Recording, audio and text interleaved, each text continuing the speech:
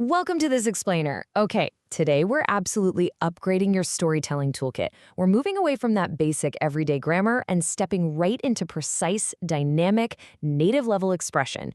You know, when we share stories, gossip, or really crucial information, how we report what others have said makes all the difference. So we're ditching the basics and unlocking a whole new level of fluency together. Here's our roadmap for today. First, the golden rules. Next, the say versus tell trap, followed by 5 precise verb structures, and finally, 3 common learner mistakes. Section 1. The golden rules, building the foundation of reported speech. All right, before we can upgrade our vocabulary with all those fancy new verbs, we literally must lock in 2 foundational rules. Our first golden rule is tense backshifting. So when we report what someone said and our reporting verb, words like said or asked, is in the past tense, the action we're reporting usually takes 1 step back in time. Present simple becomes past simple. I live shifts to he lived. I am shifts to he was. Even modals shift, right? Will becomes would and can becomes could. This systematic backshifting is basically the heartbeat of reported speech. Now, our second golden rule applies specifically to reported questions. Think about the direct question, where do you live? Notice that auxiliary verb, do, will look at the reported statement. She asked where I lived. The absolute crucial point here is that when reporting questions, the word order changes from a question back into a regular statement. There's no subject-verb inversion, and we completely drop auxiliary verbs like do, does, or did. Remember, we're reporting a fact about a question, not asking the question itself. Section 2. The say versus tell trap, the catalyst for your vocabulary upgrade. So, relying purely on basic verbs like say and tell kind of makes your storytelling feel a bit repetitive, doesn't it? But before we replace them, we have to avoid this massive grammatical trap that trips up learners every single day. The difference between say and tell is simple, but it is absolute. Take the sentence, she said that she was tired. Notice there's no object after said. Say is followed directly by what was said, but contrast that with, she told me that she was tired. Tell absolutely must be followed by the object, the specific person who is being spoken to. You tell someone something. This non-negotiable rule paves the way for the advanced verbs we're about to dive into. Section 3. 5 precise verb structures, unlocking your powerful new toolkit. Okay. We're going to take the basic concept of reporting speech and just supercharge it. We're introducing highly specific, descriptive verbs that convey real emotion, intent, and exact context. These precise verbs fall into 5 specific grammatical categories. We've got verb plus that clause, verb plus object plus that clause, verb plus to infinitive, verb plus gerund, and verb plus preposition plus gerund. By mastering these, you won't just guess which word fits, you'll know exactly how to build the sentence. Let's kick things off with our first structure, the verb plus that clause. This structure is just beautifully efficient. It lets you describe exactly how a statement was made, and just like the verb say, it doesn't require you to mention the person being addressed. Verbs that fit perfectly here include explain, admit, complain, and agree. They plug directly into that clause to seamlessly connect the action to the message. Imagine a super frustrated colleague saying, "The process is incredibly complex." If you just run and tell your boss he said the process was complex, well, it kind of lacks flavor, right? But use our upgraded structure. He explained that the process was complex. Boom. Instantly you elevate the sentence. The listener immediately gets the context. It wasn't just a random statement, it was an actual explanation. Moving right along to our second structure, verb plus object plus that clause. Remember our catalyst rule about the verb tell? Well, these powerful verbs operate the exact same way. They demand a direct object. You absolutely must state who is receiving the message before you deliver the that clause. Incredible verbs in this category include inform, remind, convince, and warn.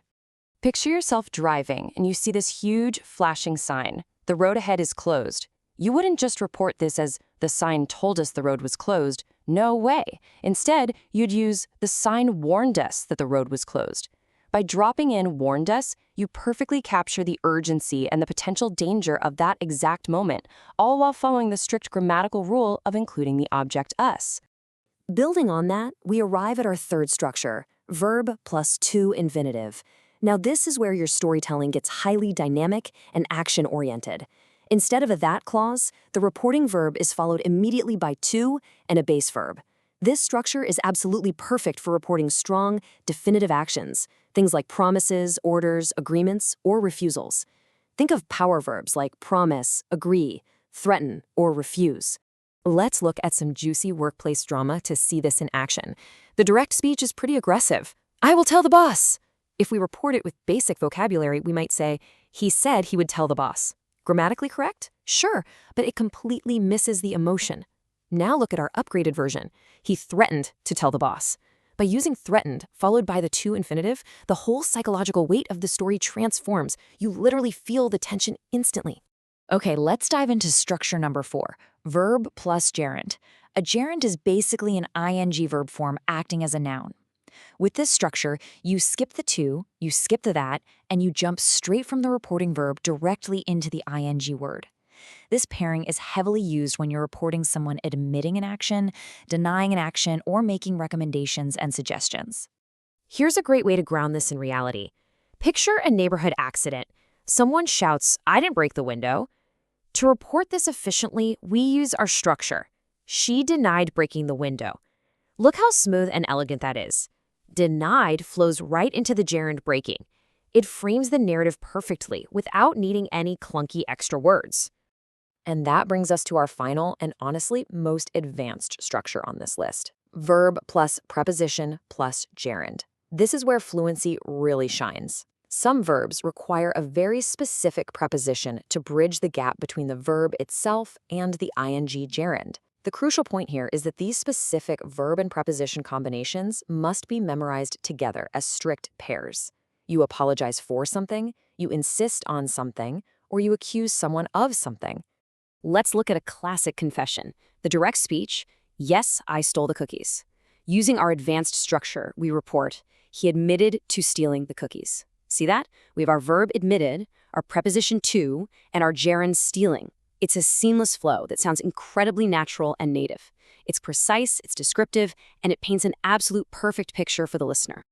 Section 4. 3 common learner mistakes. Navigating the pitfalls of reported speech. All right, you now have a highly advanced toolkit, but true mastery means knowing exactly what not to do. There are 3 distinct errors that frequently trip learners up.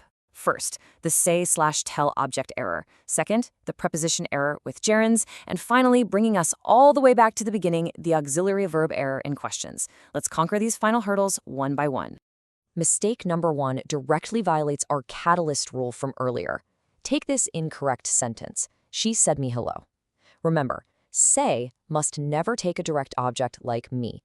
It's always followed by the speech itself. To fix this, you literally just have to either drop the object and use say, like she said hello, or switch to tell, which demands the object, she told me hello. Do not mix them backward. It's a total trap. Mistake number 2 shows how easily we can mix up infinitives and gerunds when a preposition is involved. The incorrect sentence reads, she insisted to come. This wrongly applies the to infinitive structure to a verb that demands our 5th structure, verb plus preposition plus gerund. The verb insist absolutely must be paired with on. Therefore, the completely correct, beautifully precise sentence is, she insisted on coming. You gotta memorize those pairs.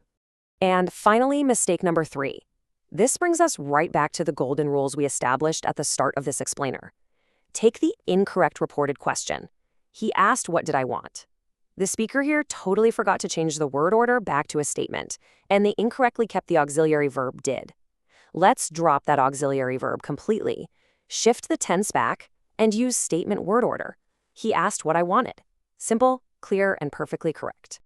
Wow, we have covered so much ground today, from the essential backshifting rules all the way to 5 highly dynamic verb structures. You are definitely no longer limited to just saying and telling. Now that you possess this incredibly powerful toolkit, I want to leave you with a provocative question. Whose story will you tell next? And which precise reporting verb will you choose to bring that narrative to life? Keep practicing, keep paying attention to those prepositions, and take your upgraded vocabulary out into the real world today.